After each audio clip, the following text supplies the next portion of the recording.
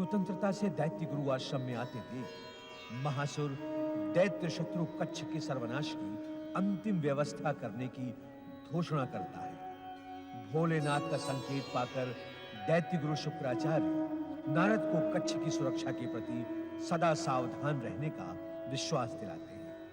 उधर रात्रि में असुर कच्छ की हत्या करने में सफल रहते हैं। दिव्य दृष्टि से ये दृश्य देखकर उद्विग्न बृहस्पति तारा के परामर्श पर शिव आराधना प्रारंभ करते हैं। उधर देवयानी की उद्विग्नता के कारण वन गए शुक्राचार्य कच्छ के शरीर की भस्म देख विचलित होकर भोलेनाथ को पुकारते हैं।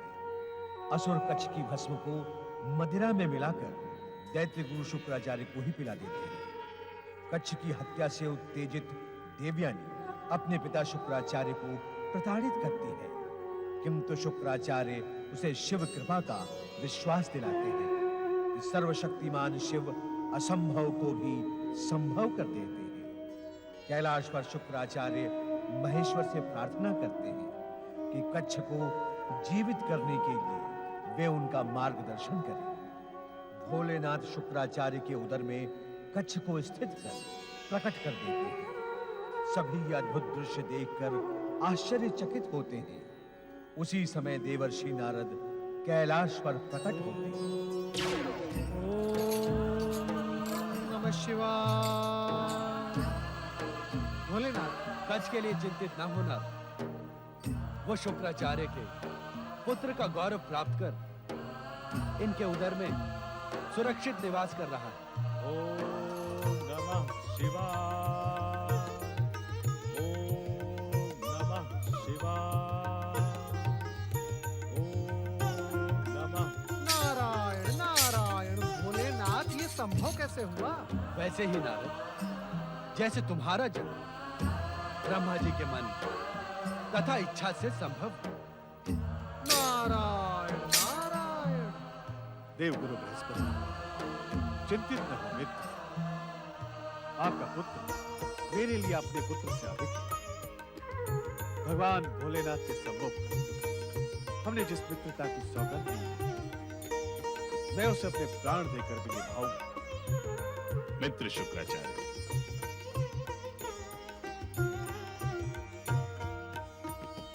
जय शिव शंकर।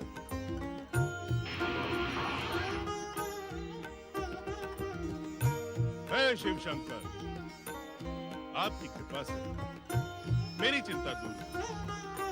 अब यह सूचना देवी तारा तक पहुंचानी है। मुझे आज्ञा दे प्रभु। देवादिदेव, कच्छ को दैत्य गुरु शुक्राचार्य के उदर में पुनर्जीवित कर आपने उन्हें कैसी दुविधा में डाल दिया है? भोलेनाथ, अब कच्छ उनके उदर से बाहर कैसे आएगा? कच्छ शुक्राचार्य के उदर से अवश्य बाहर आए। यह अवसर शुक्राचार्य के ज्ञान तथा कच्छ की योग्यता की अग्नि परीक्षा प्रमाणित हुई। किस प्रकार भोलेनाथ?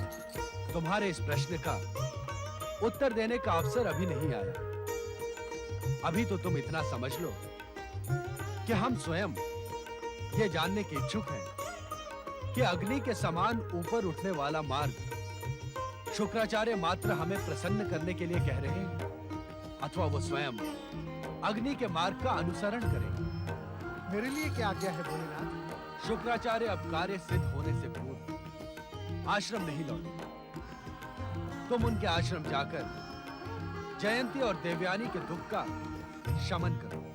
जो आज्ञा भोलेनाथ।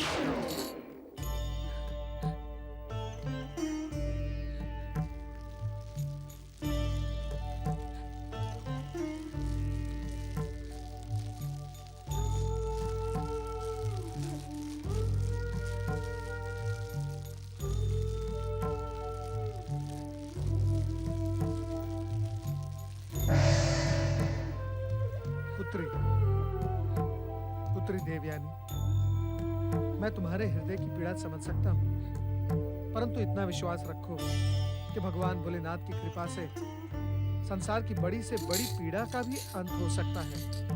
मुझे आश्वासनों की आवश्यकता नहीं देवर्षि। मैं जानती हूँ कि कच्छ अब मुझे कभी प्राप्त नहीं होंगे, वो कभी नहीं लौटेंगे। नहीं पुत्री, वो अवश्य आएगा, वो अवश्य आएगा। देवर्षि, हाँ पुत्री, स्वयं मैंने उसे जीवित देखा है, वो सकुशल है। क्या आप सत्य कह रहे हैं देवर्षि? आप धन्य हैं देवर्षि। मैं जानती हूँ आप कभी मिथ्या वचन नहीं कहते। क्या आपने सचमुच कच्छ को जीवित देखा है? जयंती, जब तुम मेरी बात पर विश्वास रखती ही हो तो फिर ये प्रश्न क्यों करती हो? मैंने स्वयं उसे जीवित देखा है, वह सकुशल है और दैत्य गुरु शुक्राचार्य के साथ है। कहाँ है पिताश्री? कहाँ है वे दोनों? मैं उनसे इसी समय मिलने की इच्छुक हूँ देवर्षि। पुत्री, वे दोनों अपना कार्य सिद्ध होने से पूर्व तुमसे नहीं मिल सकते। तुम यहीं पर उनकी प्रतीक्षा करो। माँ, जयंती, पुत्री देवयानी, भगवान भोलेनाथ का यही संदेश देने के लिए मैं यहाँ उपस्थित हुआ था। तुम दोनों का कल्याण हो। नारायण नारायण।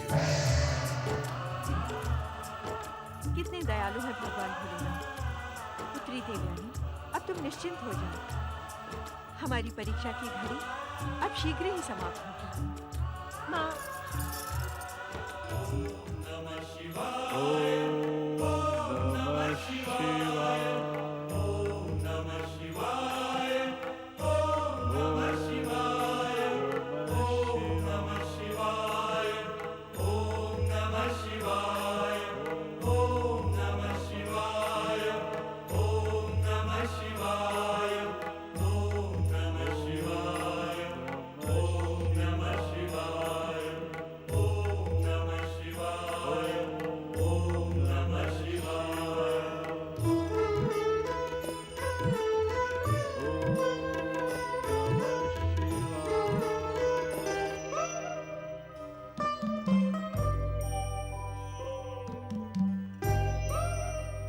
प्रिय शिष्य कच्छ,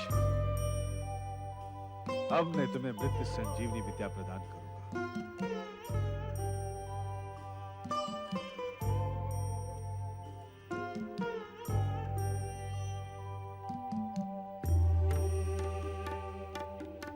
देख रहा तुम कुछ उद्विग्न हो। नहीं गुरुदेव, उद्विग्न नहीं हूं, मैं दुखी हूं, चिंतित हूं। तुम्हारी चिंता और दुख का कारण क्या है? क्षमा गुरुदेव, जिस दिन से मैं आपके संपर्क में आया हूं, आपको कष्ट के अतिरिक्त मैंने कुछ भी नहीं दिया। क्या ये एक शिष्य के लिए चिंता का विषय नहीं है? आप हंस रहे हैं गुरुदेव। हंसू नहीं तो और क्या करूं? अंततः मेरे संपर्क का रोग तुमको लग ही गया। संपर्क का रोग? हाँ, ये जो मैं की अनुभूति है ना, इसने शुक्राचार्य को बहुत दिनों तक स्वयं से दूर रखा। सोचता था विश्व मैत्री का कार्य करके मेरा मैं हम में परिवर्तित हो गया, किंतु नहीं। मैं कुछ समझा नहीं गुरुदेव। पुत्र कच्छ, मेरे शरीर के विकार, मेरा अहंकार तुम्हें शिष्य के रूप में पाकर संभवतः नष्ट हो गई थी, किंतु तुम्हें अपने बीच पाकर वो सब पुनः जागृत हो गए। ये दोष तुम्हारा नहीं है कच्छ, मेरे विकारों का है, मेरे अहंकार का है। क्षमा गुरुदेव, मैं अभी भी कुछ नहीं समझा। अरे, तुम मुझे दुख अथवा कष्ट पहुंचाने वाले कौन होते हो कच्छ? गुरुदेव, कच्छ, हम तुम सब के सब निमित्त मात्र हैं।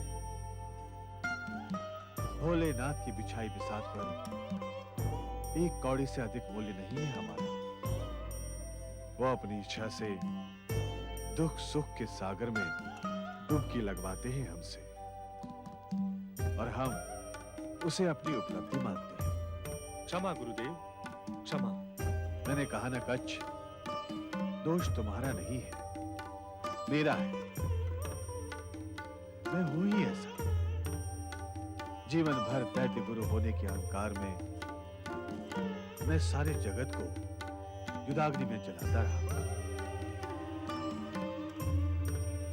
अब तुम आए तो तुम्हें भी कुछ ना देकर विकार और अहंकार ही दे पाया। नहीं गुरुदेव, मैंने अपने जीवन में आप जैसा दृढ़ निश्चयी व्यक्ति नहीं देखा। मेरे सम्मुख मेरी प्रशंसा मत करो गच्छ। ये मेरे अहंकार को संतुष्टि पहुंचाता है। किंतु आपने तो स्वयं कहा है कि हम सब भोलेनाथ की बिछाई विसात पर कौड़ी भर। संभवतः आपका युद्धाग्नि को प्रज्वलित करना शिवलीला रही हो। नहीं पुत्र नहीं, भोलेनाथ अमंगल को कभी प्रोत्साहन नहीं देते। युद्ध उन्हें कभी प्रिय नहीं, किंतु प्राणियों का अहंकार जब उनकी सत्ता को चुनौती देने लगता है, तब वो उनकी मुक्ति का कारण भी अपनी बिसात पर बिछा देते हैं। गुरुदेव, त्रुटि मुझसे हुई है। मुझ जैसा अभागा, अज्ञानी, आप जैसे महान सिद्ध पुरुष से कुछ प्राप्त न कर सका, दोष मेरा है। तुमने वही ग्रहण किया कच्छ जो मेरे पास था, किंतु अब मैं संकल्प लेकर कहता हूं कि विश्व मैत्री के मार्ग में आने वाले हर कांटे को मैं शिव शंकर के आशीर्वाद से सदा सदा के लिए नष्ट कर दूंगा। आप धन्य हैं गुरुदेव, आप धन्य हैं। अपने विकारों के नाश के लिए मैं तुम्हें अपने उदर में ही मृत्यु संजीवनी विद्या प्रदान करूंगा। जो आज्ञा गुरुदेव।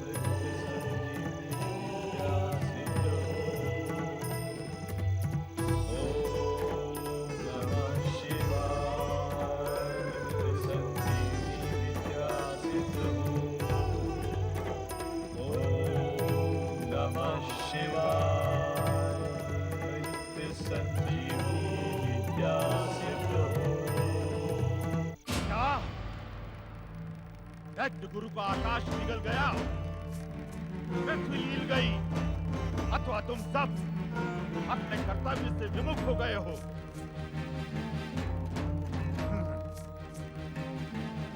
उत्तर दो, क्या तुम सबने भी दैत्य गुरु शुक्राचार्य की भांति दैत्य माता दीति के विरुद्ध षड्यंत्र में देवताओं से मित्रता कर ली है? माता दीति के विरुद्ध षड्यंत्र? हाँ हाँ, दैत्य माता दीति के विरुद्ध षड्यंत्र, दैत्य जाति को सदा सदा के लिए नष्ट कर देने का षड्यंत्र। ये आप क्या कह रहे हैं असुरराज? सत्य कह रहा हूं मैं। ब्रह्मा, विष्णु, महेश, अन्य सभी देवताओं ने मिलकर हम दैत्यों के विरुद्ध एक भयानक षड्यंत्र रचा है।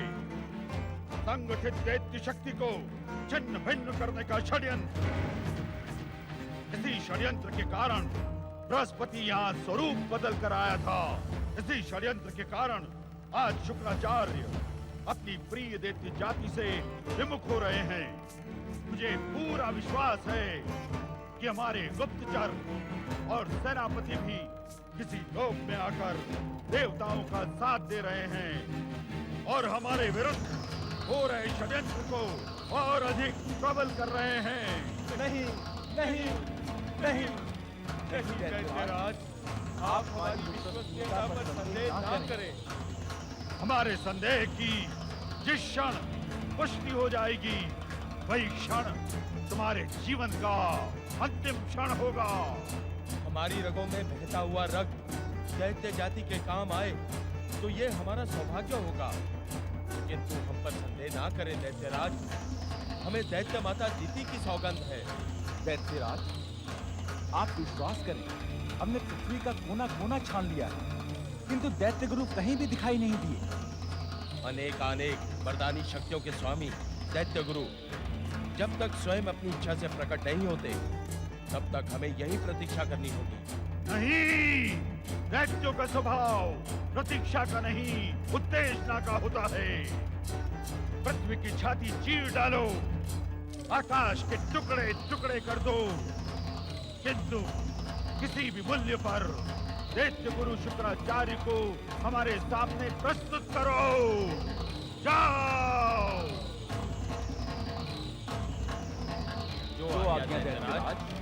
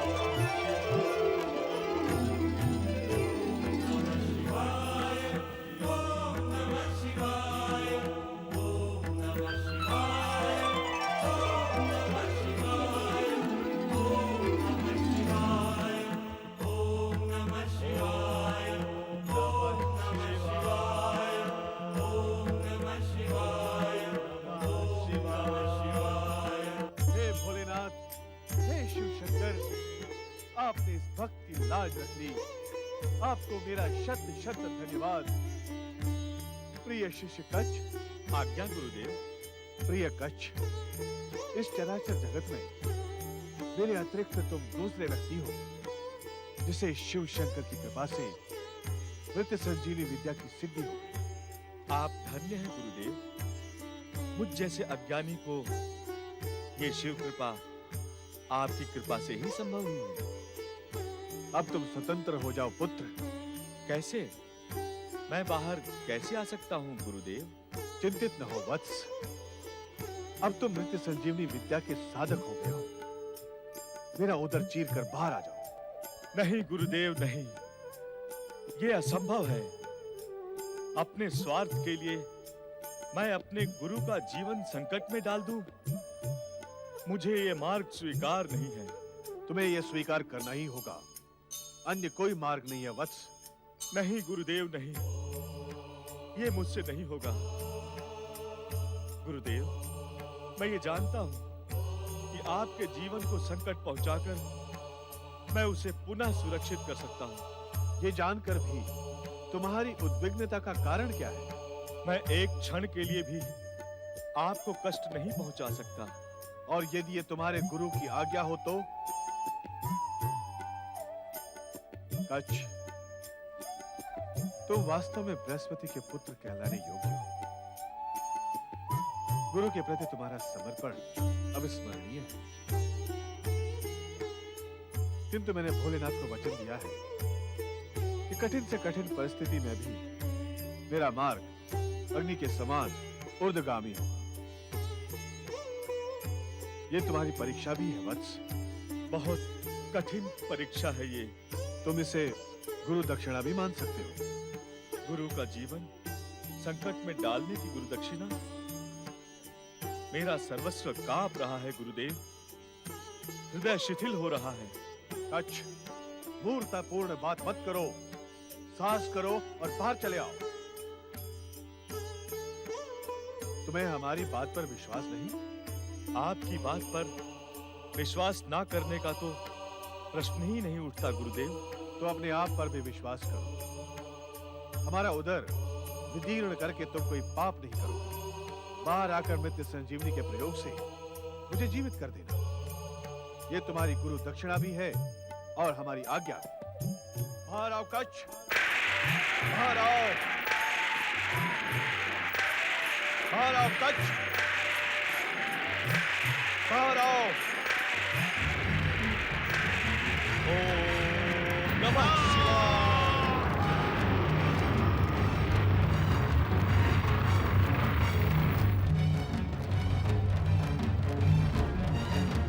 गुरुदेव, गुरुदेव, गुरुदेव,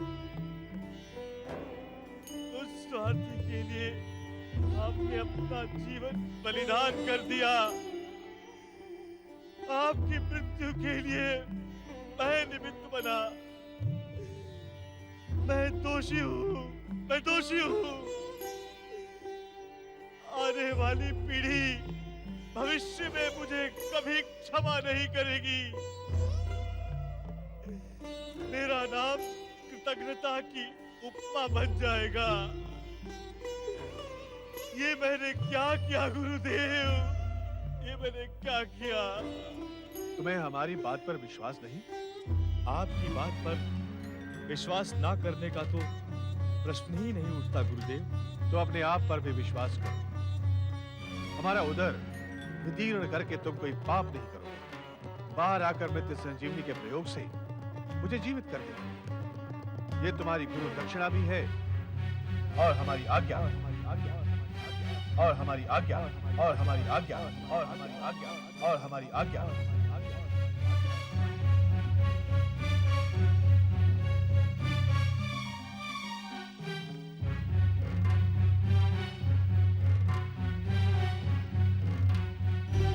आपकी आज्ञा शिरोधार्य है गुरुदेव। मैं आपको पुनर्जीवित करके अपनी गुरु दक्षिणा अवश्य पूरी करूंगा। हे देवाधिदेव भगवान शिव शंकर, अपने इस भक्त पर कृपा करें। हे भोलेनाथ, मुझे अपने गुरु की आज्ञा एवं अपनी गुरु दक्षिणा देने योग्य शक्ति प्रदान करें। हे महारुद्र, मेरी सहायता करें कि मैं अपने गुरु को पुनर्जीवित कर सकूं। बैठ जाओ कच्छ। देवराज इंद्र, आप यहाँ इस समय? आश्चर्य न करो कच्छ। मेरे यहाँ प्रकट होने के लिए यही अवसर उचित है। आपकी प्रसन्नता बता रही है कि आप यहाँ किसी योजना को बनाकर ही उपस्थित हुए हैं। तुम मेधावी तो ठीक कच्छ, आप बुद्धिमान भी हैं। जान सकता हूँ आपकी योजना क्या है? अवश्य, क्योंकि ये योजना तुम्हें ही संपादित करनी है। एक बात ध्यान रखो कच्छ, जीवन में सौभाग्य बार बार द्वार पर नहीं आता। मैं कुछ समझा नहीं देवराज। इसमें ना समझने जैसा कुछ भी नहीं होता। ये शुक्राचार्य हम देवताओं का चिर शत्रु है। ये सदैव ही हमारे सर्वनाश का आकांक्षी रहा है। आज सौभाग्य से ये यहाँ निष्प्राण पड़ा है। इसके मृत शरीर को यहीं पड़ा रहने दो, जिससे हम देवताओं के मार्ग का सबसे बड़ा कांटा सदा सदा के लिए समाप्त हो जाए।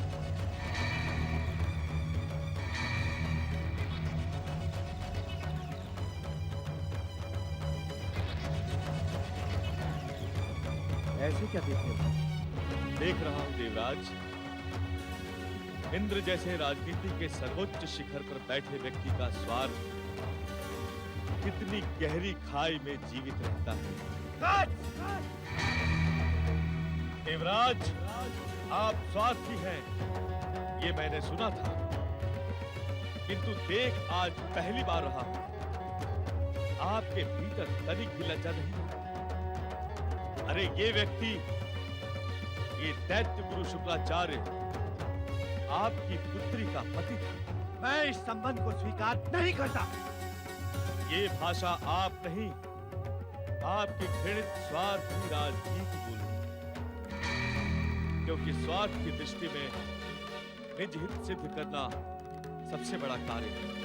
सशंकित ना हो बृहस्पति, सशंकित ना हो।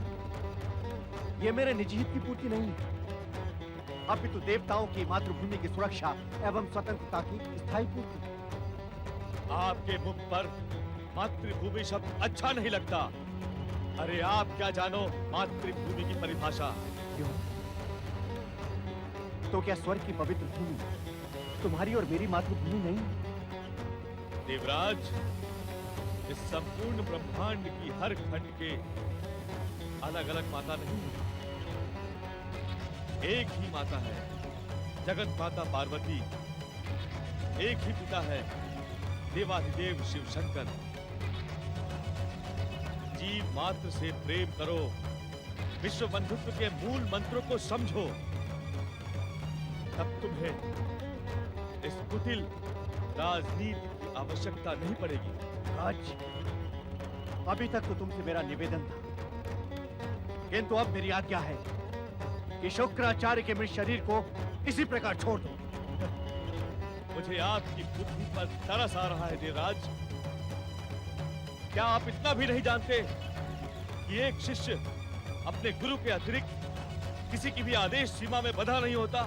हाँ, तो तुम हमारी आज्ञा का उल्लंघन करने के इच्छुक हो।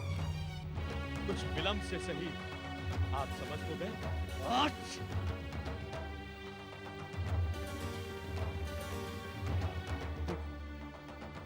देखो प्रियकर, तुम हमारे आदेश से यहाँ स्वर्ग लोक से मृत संजीवनी विद्या प्राप्त करने आए थे।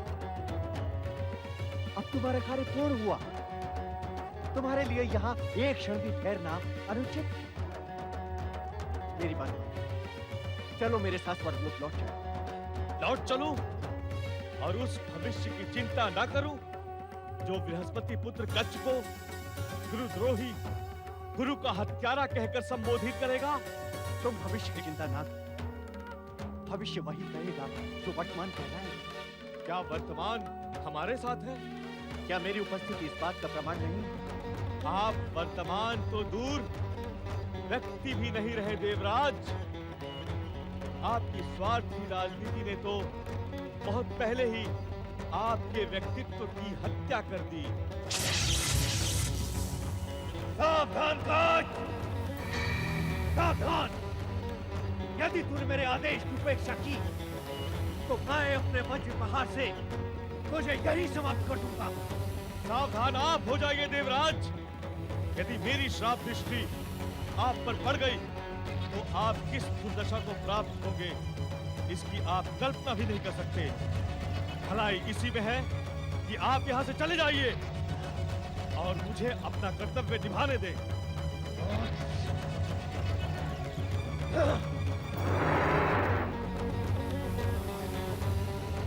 गुरुदेव, गुरुदेव, मनुष्य जीवित करूंगा गुरुदेव। ओम नमः शिवाय। मृत्यु संजीवनी विद्या सिद्ध हो।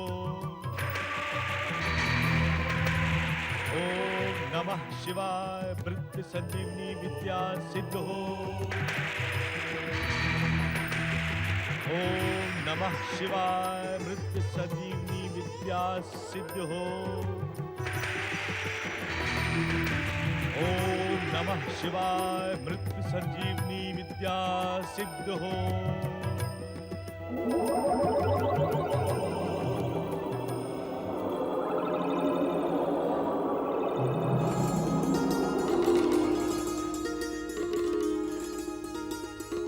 गुरुदेव, गुरुदेव, गुरुदेव,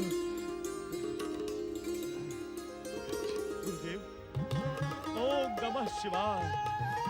गुरुदेव, जो उद्देश्य लेकर मैं स्वर्ग लोक से आया था वो आपके आशीर्वाद से सिद्ध हुआ। मुझे मृत संजीवनी विद्या सिद्ध हो गई है। अब मैं किसी भी मृत व्यक्ति को जीवित कर सकता हूँ। प्रिय शिष्य कच्छ, वत्स कच्छ, ये सभी शिव इच्छा से संभव हुआ है। इसमें तुम्हारा योगदान भी कुछ कम नहीं है। मेरा योगदान? हाँ वत्स, गुरु अपना ज्ञान उस शिष्य पर उड़ेलने को आतुर हो जाता है जिसमें तुम्हारे जैसी विशेषताएं हैं। वास्तविकता तो ये है कि तुम जैसा शिष्य पाकर मैं धन्य हो गया। आप महान हैं गुरुदेव। चलो आश्रम चलते हैं। जयंती और देवयानी हमें देखने के लिए विकल हो रही है। ओम नमः शिवाय। ओम नमः शिवाय। ओम नमः शिवाय। ओम नमः शिवाय। ओम नमः शिवाय। ओम नमः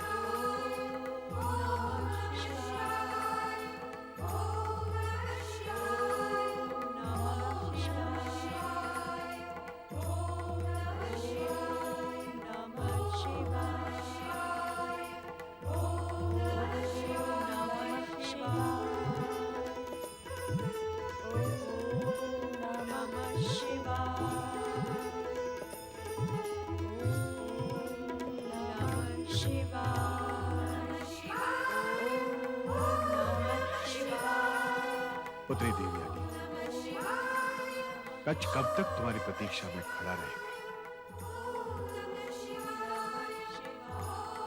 अपनी साधना को विराम दो पुत्री। पुत्री, तुम्हारी तपस्या भगवान भोलेनाथ की कृपा से सफल हुई है। कच्छ, कच्छ।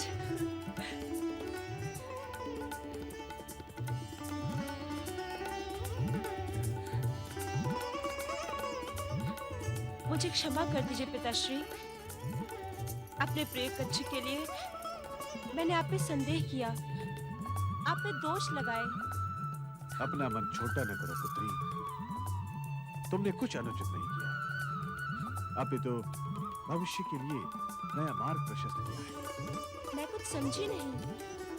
पुत्री, माता पिता, घर परिवार, सगे संबंधियों से ऊपर उठकर यदि प्रत्येक व्यक्ति तुम्हारे समान दूसरे के जीवन से प्रेम करने लगे तो ये संसार कितना सुंदर हो जाएगा।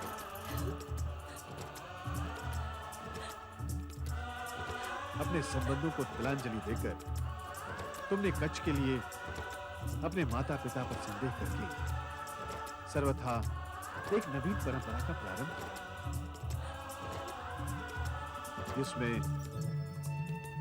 हर संबंध से ऊंचा है मनुष्य होने का संबंध। अश्रु न बहा पुत्री, यह समय अश्रु बहाने का नहीं है। अब तो प्रिय कच्छ की महान सफलता पर प्रसन्न होने का है। पुत्री, प्रिय कच्छ ने मृत्यु संजीवनी विद्या सिद्ध कर ली है। हम जब निष्प्राण होकर वन में गिर गए तो प्रिय कच्छ ने ही हमें पुनर्जीवन प्रदान किया। भोलेनाथ की तुम पर अपार कृपा है कच्छ। आप लोगों का स्नेह ऋण मैं कभी भी नहीं चुका पाऊंगा। अब मेरा कार्य पूर्ण हुआ। मुझे अपने माता पिता के पास जाने की अनुमति दीजिए। मुझे आशीर्वाद दीजिए गुरुदेव कि मैं देव दानवों के मध्य जन्म जन्मांतर से चली आ रही शत्रुता को समाप्त कर स्थायी मित्रता की कपोलें खिला सकूं। हमारा आशीर्वाद सदा तुम्हारे साथ है वत्स। स्वर्ग से लौटने से पूर्व तुम भगवान शिव के प्रति कृतज्ञता अवश्य ज्ञापित करना। अवश्य गुरुदेव। भोलेनाथ की कृपा के बिना ये कुछ भी संभव नहीं था।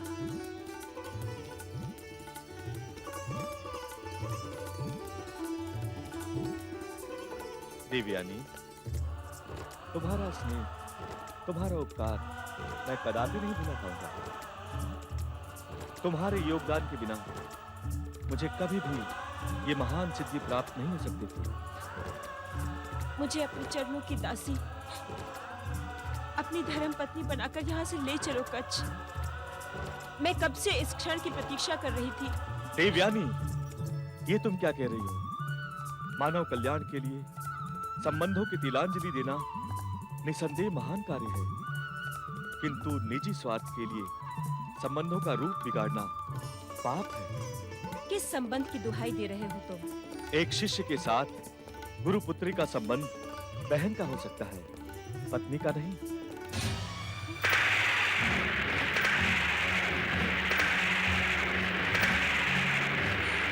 मेरी दृष्टि में तुम मेरी छोटी बहन हो।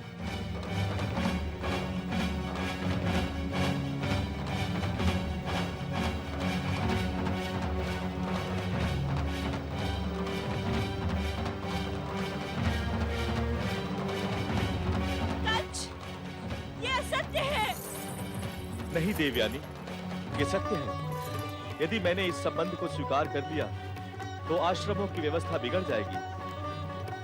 किसी भी युवा पुत्री का पिता आचार्य अपने आश्रम में विद्यार्थी को प्रवेश देने से पूर्व इस घटना का स्मरण करके व्यग्र हो जाएगा। पुत्री, कच्छ ठीक कह रहा है। वो तुम्हारे लिए भाई के समान है। नहीं, कदापि नहीं। मैं ये संबंध कभी स्वीकार नहीं करूंगी। ये मेरी कोमल भावनाओं पे इसका क्रूर आघात है। मेरे साथ विवाह का अनुचित विचार त्याग दो देवयानी। गुरु और शिष्य का संबंध मात्र पिता और पुत्र का होता है। भृगुवंश में जन्म लेने वाली तुम जैसी श्रेष्ठ कन्या के लिए ऐसा सोचना अधर्म के समान है। नहीं, मेरे प्राणों को कष्ट पहुंचाने वाले, मेरे कोमल भावनाओं के हत्यारे देव गुरु बृहस्पति पुत्र कच्छ, जा, मैं तुझे श्राप देती हूँ। मेरे पिता से प्राप्त मृत संजीवनी विद्या को तो भूल जाएगा। जैसा इस आश्रम में आया था वैसा ही रिक्त लौट जाएगा।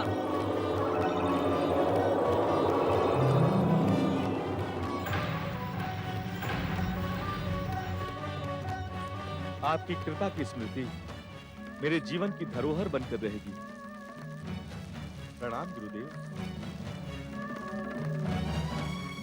ओम नमः शिवाय।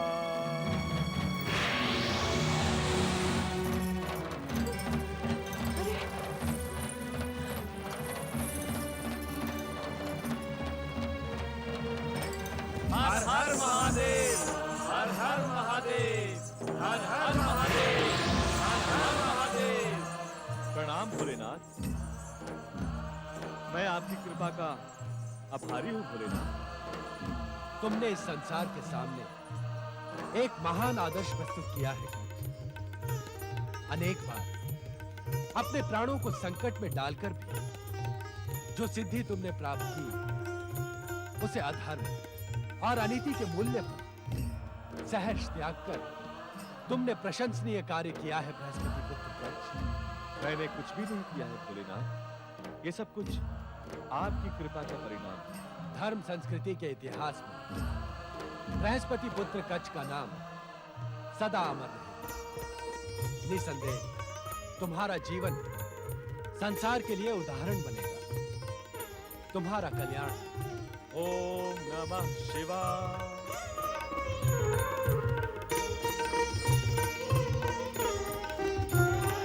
पुरुषोत्तम विश्वनाथ भगवान शिव आदि देव है, परम शक्ति है। शिव ही जीवन मृत्यु के आधार है, विधि के विधान है। जिस युग में भी पाप, असत्य और अधर्म का उत्थान होता है, उसका अंत महेश्वर शिव ही करते हैं। जगत कल्याण के लिए भोलेनाथ ने सतयुग में तारकासुर, जलंधर, गजासुर जैसी अनेक दुष्ट शक्तियों का स्वयं संहार किया। महादेव की प्रेरणा से महादेवी शक्ति ने शुंभ निशुंभ, रक्तबीज, महिषासुर, दुर्गमासुर जैसी विनाशक शक्तियों का अंत किया। ओंकारेश्वर शिव की प्रेरणा से ही श्री हरि विष्णु ने हिरण्याक्ष और हिरण्यकश्यप जैसी विध्वंसक शक्तियों को मृत्यु प्रदान की। इस संपूर्ण चराचर विश्व को विश्वनाथ शिव से ही गति प्राप्त है। समय का काल चक्र भी शिवेच्छा से ही अपनी धुरी पर नाचता है। एक ओर जहां समस्त संसार सतयुग की प्रेरक घटनाओं से आनंदित होकर उत्सुकता से नवयुग त्रेता की प्रतीक्षा कर रहा है, वहीं कैलाश पर नवयुग त्रेता का शुभारंभ हो रहा है। ओम नमः शिवाय, ओम नमः शिवाय, ओम नमः शिवाय, ओम नमः शिवाय, ओम नमः शिवाय, ओम नमः शिवाय, ओम नमः शिवाय, ओम नमः शिवाय, ओम नमः शिवाय, ओम नमः शिवाय, ओम नमः शिवाय, ओम नमः शिवाय, ओम नमः शिवाय, ओम नमः शिवाय, ओम नमः शिवाय, ओम नमः शिवाय, ओम नमः शिवाय, ओम नमः शिवाय। देवाधिदेव महादेव की जय। चराचरपति भगवान भोलेनाथ की जय। कैलाशपति शिव शंकर की जय। कैलाश स्वामिनी पार्वती आज दिखाई नहीं पड़ रही है नंदी। भगवान माता। क्या बात है नंदी, तुमने हमारे प्रश्न का उत्तर नहीं दिया। आज प्रातः से ही माता अत्यधिक गंभीर है। वे आपकी नियमित पूजा के लिए भी कक्ष से बाहर नहीं निकली। मेरा तो ये पूछने का साहस भी नहीं हुआ भोलेनाथ कि वे आपकी सेवा में क्यों नहीं आई। पार्वती की गंभीरता को देखकर जब गणों के अध्यक्ष नंदी को कुछ पूछने का साहस नहीं हुआ, तो यह साहस कौन करेगा?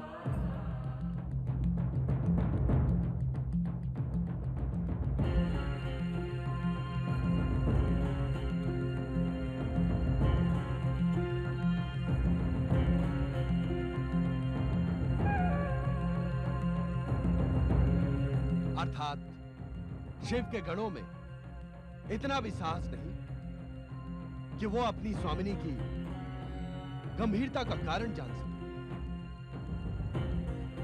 किंतु हमें तो देवी पार्वती की गंभीरता का पता लगाने का साहस करना ही पड़ेगा। शक्ति स्वरूपा देवी पार्वती की गंभीरता किसी नवीन घटनाक्रम का संकेत दे रही है। जय शिव शंकर, जय शिव शंकर, जय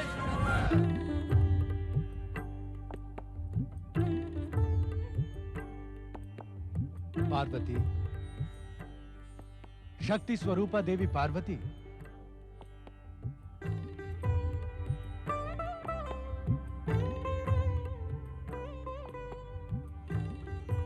आज तुम्हारी इस मौन गंभीरता का क्या कुछ विशेष कारण है?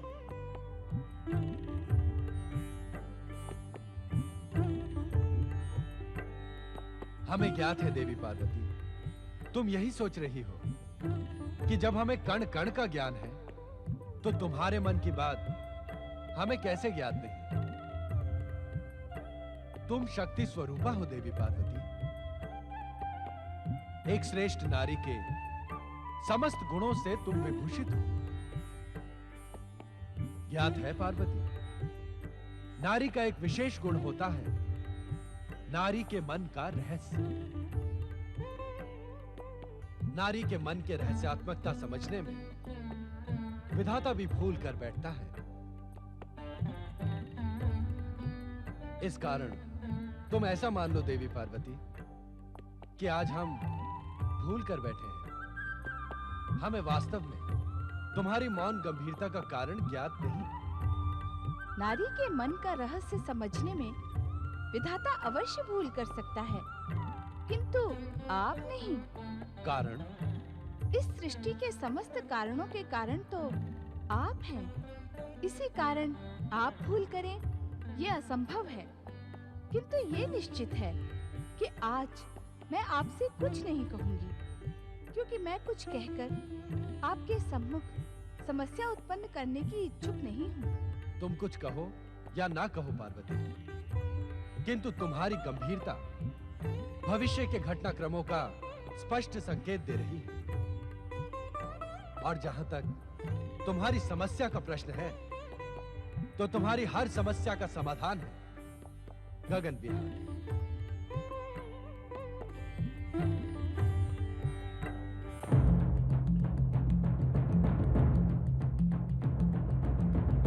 ऐसा हमने कई बार अनुभव किया है कि गगन विहार करते समय तुम्हारा मन आनंदित हो जाता है।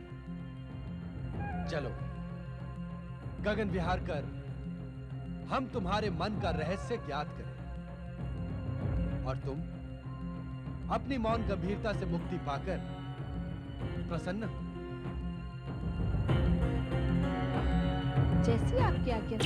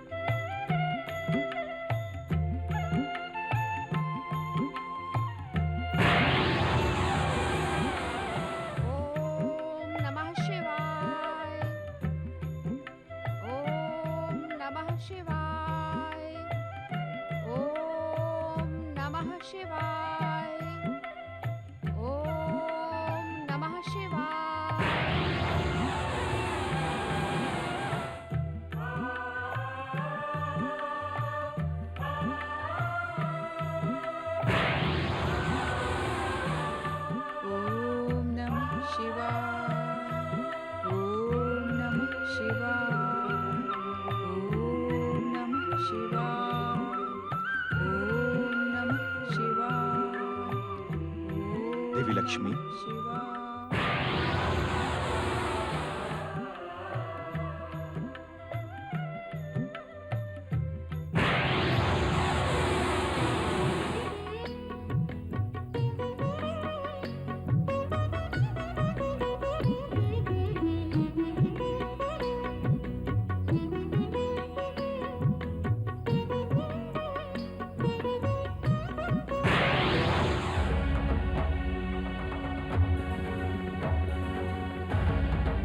पार्वती, हमने वो सभी कुछ देखा जो तुमने अभी अभी देखा।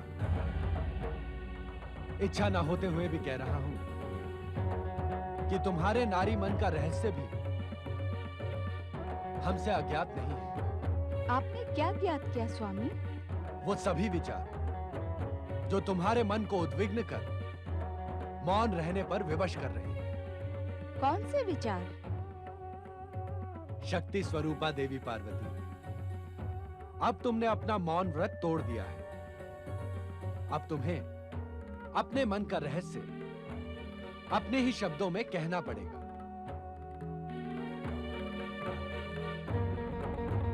कहो, क्या इच्छा है तुम्हारी?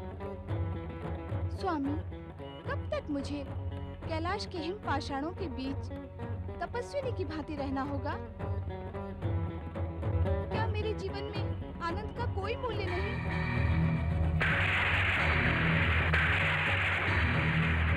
क्या मेरी कल्पनाएं कभी साकार नहीं होंगी?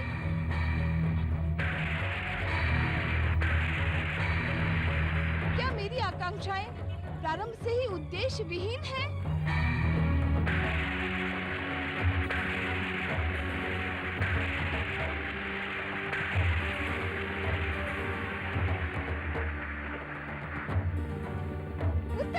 स्वामी, आपके भक्तगण आपको त्रिलोकीनाथ कहते हैं। आप तीनों लोकों के स्वामी हैं, विश्वनाथ हैं, किंतु आप एक तपस्वी की भांति जीवन जीकर मुझे भी ऐश्वर्य और सुख भोग से वंचित रखने के इच्छुक हैं।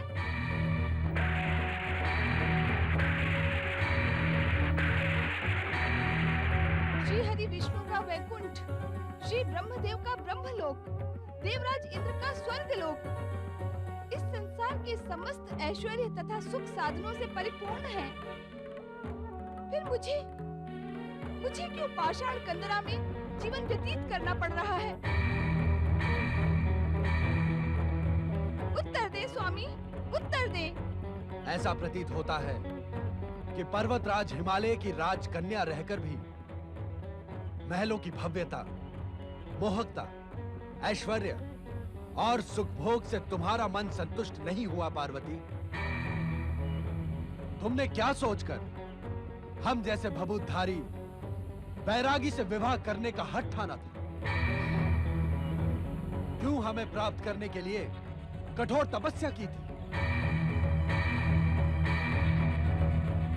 क्या यह सत्य नहीं कि महलों की लालसा अब भी तुम्हारे मन में शेष है?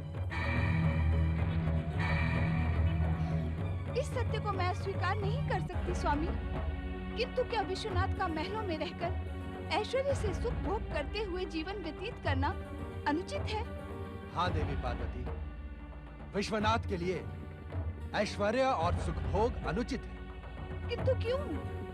क्योंकि इस सृष्टि के प्रथम दिन से यह संसार हमें त्याग, तपस्या, वैराग्य और ध्यान का मूर्तिमान आदर्श मानता है। उस दिन का स्मरण करो पार्वती, जब संसार समुद्र मंथन से निकले बहुमूल्य रत्नों को पाकर प्रसन्न हो रहा था, किंतु तुम्हारा शिव हलाहल विष को कंठ में धारण कर संतुष्ट हो गया। तुम उस दिन को भी नहीं भुला सकती पार्वती, जिस दिन स्वर्ग से पतित पावनी गंगा पृथ्वीवासियों को मोक्ष प्रदान करने अपनी तीव्र गति से पृथ्वीलोक की ओर चली। तब पृथ्वी पाताल के रसातल में ना पहुंच जाए, इस कारण हमने उसे अपनी जटाओं में धारण कर लिया। आपका हर कार्य आदरणीय है, पूजनीय है। आपके त्याग, तपस्या और वैराग्य पर मुझे गर्व है। आपको पति रूप में पाकर मुझ दासी का जीवन सफल हो गया। वास्तव में मेरी अब कोई इच्छा शेष नहीं है। किंतु क्या देवी पार्वती? किंतु मनोरंजन तथा परिवर्तन की दृष्टि से मेरा विचार अनुचित तो नहीं है ना? प्रश्न यदि परिवर्तन तथा मनोरंजन का ही है तो हमें कोई आपत्ति नहीं, किंतु तुम्हारा विचार ईर्ष्यावश उत्पन्न हुआ है। ईर्ष्यावश? हाँ पार्वती, वैकुंठ लोक, ब्रह्मलोक और स्वर्गलोक को देखकर ही तुम्हारे मन में महलों में रहने का विचार जन्मा है। विचारों की इस प्रेरणा को ईर्ष्या का नाम ही दिया जाएगा पार्वती, किंतु इसमें दोष तुम्हारा नहीं है, दोष है इस नवयुग के परिवर्तन का। अर्थात? हाँ पार्वती, सतयुग के पश्चात अब त्रेता युग प्रारंभ हो रहा है। इस युग में पुण्य के साथ ही पाप भी अपनी उपस्थिति दिखाएगा। पाप और ईर्ष्या का परिणाम शुभ नहीं होता। संसार के मन में मंगलकारी, कल्याणकारी, शुभ विचारों के आदर्श को जगाने वाले शिव की पत्नी अशुभ परिणामों से भयभीत क्यों हो? यदि ऐसा है तो हम तुम्हारी इच्छा अवश्य पूर्ण करेंगे, किंतु इच्छा पूर्ति पर परिणाम के विषय में हमें दोष न देना। मैं आपको दोष देने का साहस कर भी कैसे सकती हूँ स्वामी?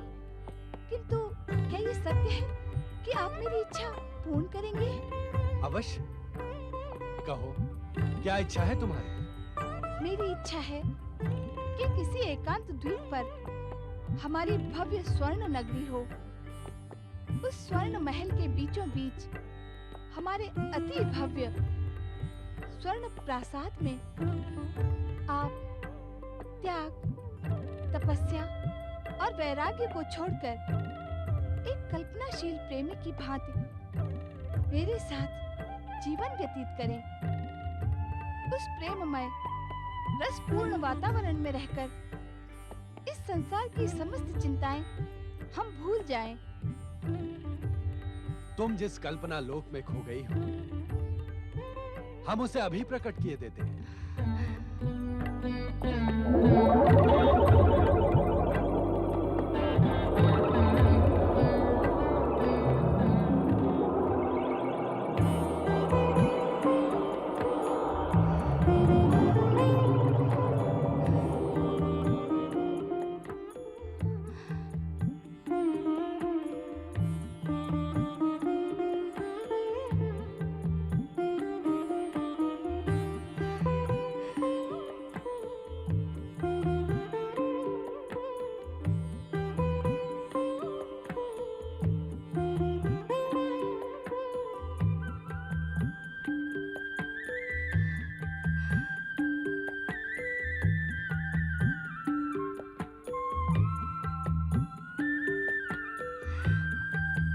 धन्य है स्वामी, महान है।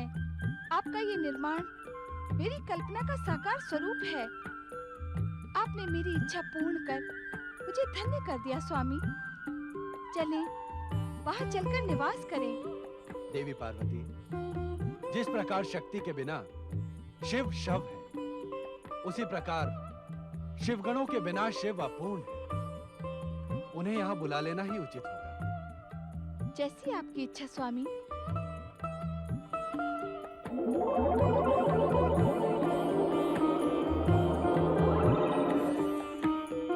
अब चलें स्वामी। पार्वती, यदि तुम कैलाश को छोड़कर स्वर्ण नगरी लंका में रहने की इच्छुक हो, तो यह हमारा नवीन ग्रह होगा। और नवीन ग्रह में प्रवेश से पूर्व उस स्थान पर किसी श्रेष्ठ ब्राह्मण द्वारा विधि पूर्वक गृह प्रवेश पूजन अनिवार्य है। इस समय श्रेष्ठ ब्राह्मण कहाँ से आएगा स्वामी? आप स्वयं यज्ञेश्वर हैं। ये सब भूल आप इस स्वर्ण नगरी में प्रवेश करें। अधीर न हो देवी। हमारे परम भक्त नारद हमारे वहां पहुंचने से पूर्व किसी उपयुक्त यज्ञकर्ता ब्राह्मण को वहां पहुंचा देंगे। नारायण नारायण। देवर्षि नारद, आप ये स्वर्ण नगरी लंका देख रहे हैं। आपकी माता पार्वती अब हमारे साथ वहां निवास करने को अधीर हो रही। नारायण नारायण। आप शीघ्र ही महर्षि पुलत्स्य के पुत्र ऋषि विशर्वा को गृह प्रवेश पूजन हेतु आचार्य पद के लिए आमंत्रित करें। जो आज्ञा भोलेनाथ। नारद, ऋषि विश्रवा को लंका की स्वर्ण नगरी तक पहुंचाने में अपनी दिव्य शक्तियों का प्रयोग करो। आप निश्चिंत रहें माता, ऐसे कार्यों में नारद को विशेषता प्राप्त है। ओम नमः शिवाय।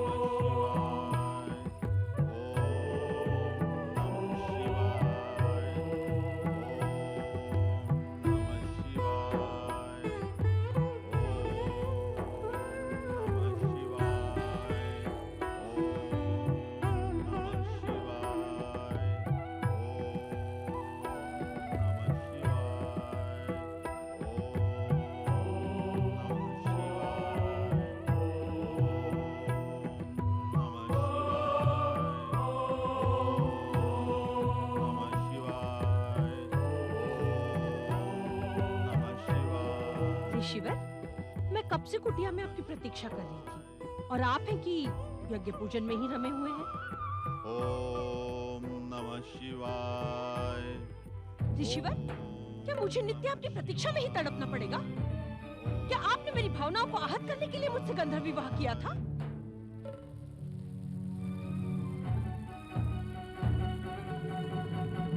हमें नित्य नियमों का पालन करने से न रोको केकसी। हर कार्य का एक उपयुक्त समय होता है। यज्ञ पूर्ण होते ही हम आपके समीप पहुंच जाएंगे। मैं दैत्यराज सुमाली की पुत्री दैत्यनी केकसी हूँ, केकसी। और प्रतीक्षा करना हम दैत्यों का स्वभाव नहीं होता। दैत्यराज सुमाली की पुत्री अब ऋषि विशर्वा की पत्नी है। उसे अपने स्वभाव में धैर्य लाना ही होगा। असंभव! हम दैत्य अपना मूल स्वभाव कदापि नहीं छोड़ सकते। आपने विवाह करते समय मुझे वचन दिया था ऋषिवर कि आप सदा मेरी इच्छा का सम्मान करेंगे। हम आज भी अपने वचन पर अटल हैं केकसी, किंतु शिव आराधना के मूल्य पर नहीं। अर्थात आप वचन भंग करने वाले पाखंडी हैं, पाखंडी। केकसी, नारायण नारायण, सादर सप्रेम नमः शिवाय ऋषिवर। नमः शिवाय। अहो भाग्य जो ब्रह्मा जी के मानस पुत्र देवर्षि नारद ने यहाँ पधारने की कृपा की। पधारे देवर्षि। संभवतः आपने मुझे पहचाना नहीं देवर्षि नारद। मैं ऋषि विश्रवा की पत्नी केकसी हूँ। नारायण नारायण, दैत्यराज सुमाली की पुत्री देवी केकसी को भला नारद पहचाने में भूल कैसे कर सकता है? तो क्या आप पहचान कर भी उपेक्षा कर रहे हैं? प्रश्न उपेक्षा का नहीं है देवी केकसी, प्रश्न शीघ्रता का है। शीघ्रता का? हाँ ऋषिवर, लंका द्वीप पर निर्मित अपनी स्वर्ण नगरी के प्रवेश पूजन के लिए भगवान भोलेनाथ और माता पार्वती आपकी प्रतीक्षा कर रहे हैं। आप शीघ्रता से वहां चले। शिव के गृह प्रवेश की पूजा मैं भी चलूंगी स्वामी।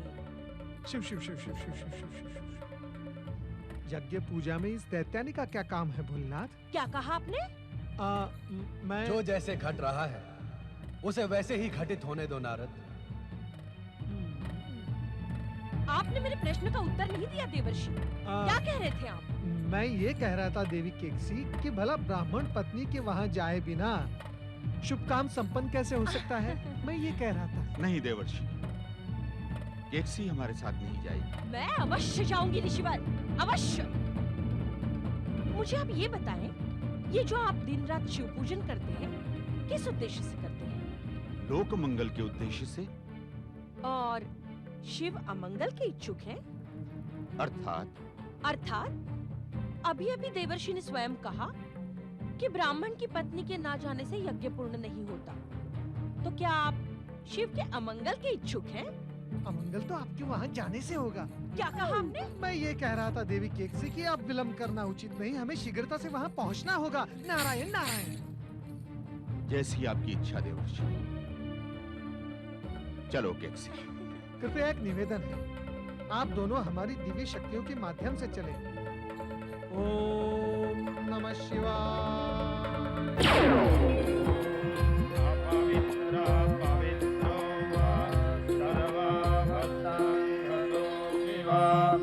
यः स्मरेत् पुण्डरीकाक्षं सभायाभ्यन्तरश्रुते। ॐ पुण्डरीकाक्षः पुनातो। ॐ पुण्डरीकाक्षः पुनातो। ॐ पुण्डरीकाक्षः पुनातो।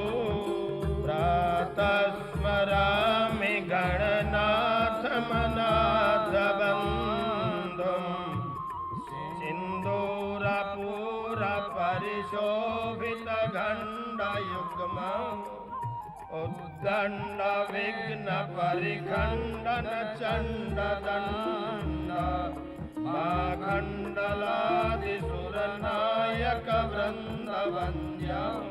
ॐ भासोष्वधे प्रथेजा निह्यस्मान् स्वाहे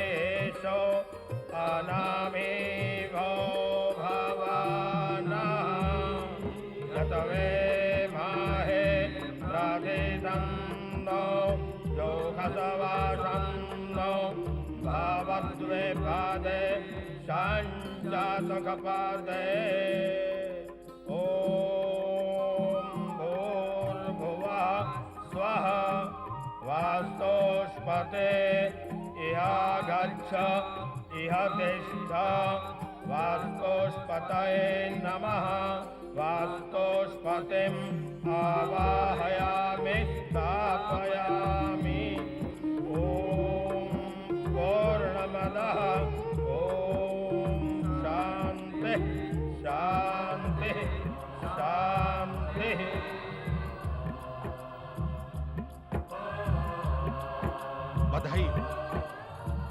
बधाई हो महेश्वर, आपका गृह प्रवेश पूजन पूर्ण हुआ। जय जय शिव शंकर। नवीन गृह प्रवेश पर माता पार्वती आपको कोटि कोटि बधाई हो। बधाई हो, बधाई हो, बधाई हो। आप सभी को इस महान स्वर्ण नगरी की जितनी भी बधाई देनी हो वो सब देवी पार्वती को दे, कारण कि ये नगरी देवी पार्वती की कल्पना का साकार स्वरूप है। बधाई हो, बधाई हो, बधाई हो। देवाधिदेव, आपने अपने महान लंका नगर के गृह प्रवेश की पूजा अर्चना का अवसर देकर मुझे धन्य कर दिया। ये मंगलमय कार्य पूर्ण हुआ। अब हमें आज्ञा दें। अभी यज्ञ कार्य पूर्ण कहाँ हुआ है ऋषिवर? मैं कुछ समझा नहीं। आचार्य यदि अपने कर्म कांड की दक्षिणा न ले तो क्या कोई मंगल कार्य पूर्ण होता है? आपने मुझे जो सम्मान प्रदान किया है भोलेनाथ, उससे अधिक दक्षिणा क्या हो सकती है?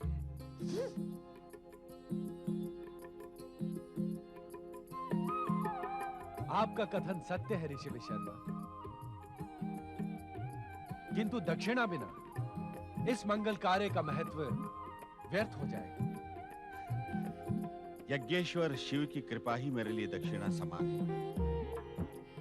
मेरी कोई इच्छा नहीं। ये आप कैसी बातें कर रहे हैं ऋषिवर? इससे अच्छा अवसर जीवन में कभी नहीं आएगा। तुम क्या कहने की इच्छुक हो? इच्छित वरदान को अस्वीकार ना करें ऋषिवर। दक्षिणा तो आपको स्वीकार करनी ही होगी ऋषिवर। दक्षिणा लिए बिना हम आपको यहाँ से विदा नहीं करेंगे। आप शांत रहें। आपकी ओर से दक्षिणा मैं मांगती हूँ। भोलेनाथ, आप ऋषिवर की ओर से भगवान भोलेनाथ से दक्षिणा मांगेंगी? नारायण नारायण। दक्षिणा तो स्वयं आचार्य को ही मांगनी पड़ती है देवी। नारायण नारायण। ऋषिवर, आप तो देवी केकसी से पूछकर आपकी इच्छित वस्तु भगवान भोलेनाथ को बता ही दे।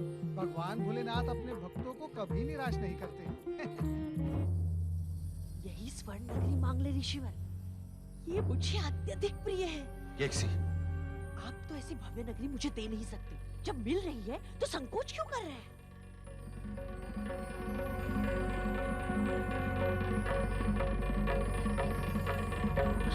भोलेनाथ, ऋषिवर जो भी मांगेंगे वो आप सहज प्रदान करेंगे? दक्षिणा तो सहज ही प्रदान की जाती है, अन्यथा उसका महत्व शून्य हो जाता है। मांगे ऋषिवर। मांगे ऋषिवर, अब तो मांगे। यही स्वर्ण नगरी मांग लीजिए। भोलेनाथ, यदि आप मुझे इच्छित वस्तु प्रदान करने के ही इच्छुक हैं, तो मुझे ये स्वर्ण नगरी प्रदान कर दें।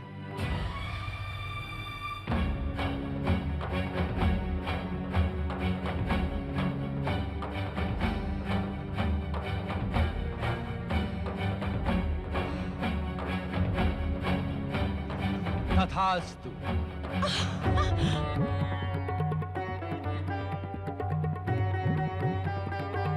ये भव्य स्वर्ण लंका हम आपको तथा आपकी पत्नी केकसी को प्रदान करते हैं। लोभी ब्राह्मण!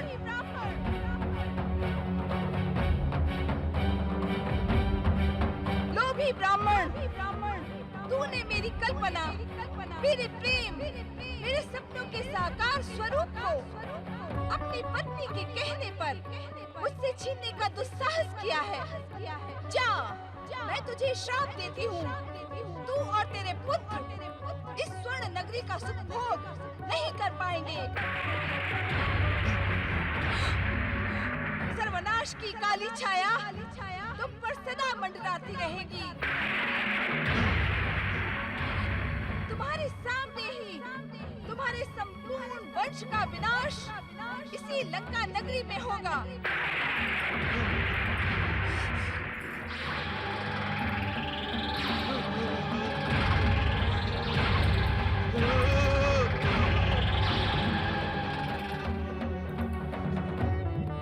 ये तुमने क्या किया पार्वती? दक्षिणा के साथ ही श्राप भी दे दिया। तुमने अनर्थ को निमंत्रण दे डाला है केकसी। शीघ्र यहाँ से प्रस्थान करो, अन्यथा शक्ति रूपिणी पार्वती के क्रोध से हम भस्म हो जाएंगे।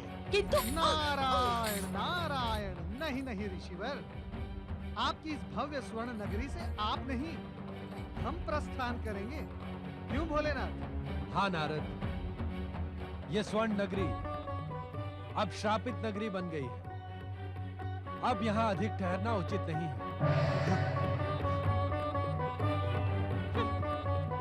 केकसी के अनुचित हठ ने अनर्थ को निमंत्रण दे डाला। माता पार्वती का श्राप केकसी के भविष्य पर सर्वनाश की काली छाया बनकर सदा सदा मंडराता रहेगा। इसका ज्ञान संभवतः केकसी को नहीं था। भोलेनाथ, माता पार्वती एवं अन्य सभी लंका नगरी से प्रस्थान कर गए। इस घटना से दैत्यनी केकसी तो प्रसन्न थी, किंतु विश्रवा ऋषि प्रायश्चित की अग्नि में जल रहे थे। आत्मग्लानि और लज्जा में डूबे ऋषि विश्रवा के सम्मुख अब केवल एक ही ध्येय था, अपनी भूल का प्रायश्चित करना, अपने आराध्य महादेव को प्रसन्न करना। अतः उन्होंने अपने आश्रम में शिव आराधना का प्रारंभ किया। शंभवे नमः स्वाहा, ओम देवादिदेवाय नमः स्वाहा, ऋषिवर, ओम आरुद्राय ऋषिवर! नमः स्वाहा। बस सुन ले ऋषिवर, देवी पार्वती के श्राप का कारण मैं नहीं, आप है आप। यदि आप संकोच छोड़कर लंका की दक्षिणा स्वयं मांग लेते तो परिणाम तब भी वही होता। तुम्हें वहां ले जाना हमारी भूल थी। यदि तुम हमारे साथ न होती तो ऐसा कुछ न होता।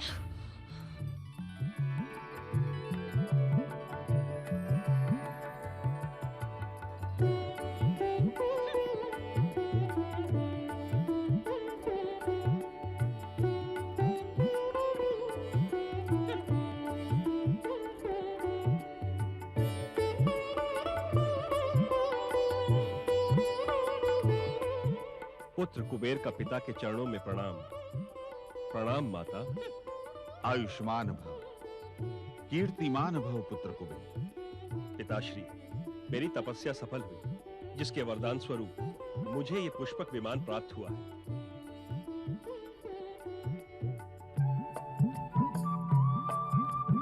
तुम्हारी तपस्या से हम अति प्रसन्न हुए। सदा सुखी रहो पुत्र। पिताश्री, ऋषियों की भविष्यवाणी के अनुसार मैं दक्षिण दिशा के एक समृद्ध द्वीप पर अपना राज्य स्थापित करूंगा। कहीं वो समृद्ध द्वीप स्वर्ण नगरी लंका तो नहीं है पुत्र? स्वर्ण नगरी लंका हमें दक्षिणा में प्राप्त हुई है। हमारे ज्येष्ठ पुत्र होने के कारण अब उस पर तुम्हारा अधिकार है।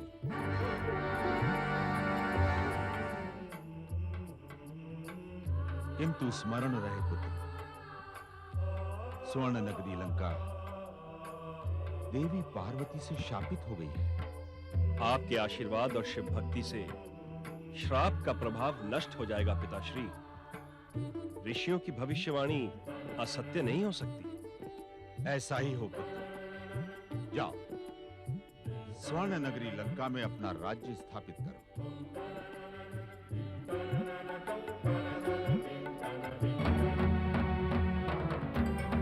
ऋषिवर, मेरी प्रेरणा पर आपने लंका नगरी दक्षिणा में प्राप्त की और अब आप मेरे पुत्रों का अधिकार छीनकर मेरी सात दुर्विड़ा के पुत्र कुबेर को उसे प्रदान कर रहे हैं और आपने मुझसे पूछा तक नहीं। ठीक है, मैं भी प्रण करती हूँ। कुबेर को लंका नगरी में शांति से नहीं रहने दूंगी। हाँ।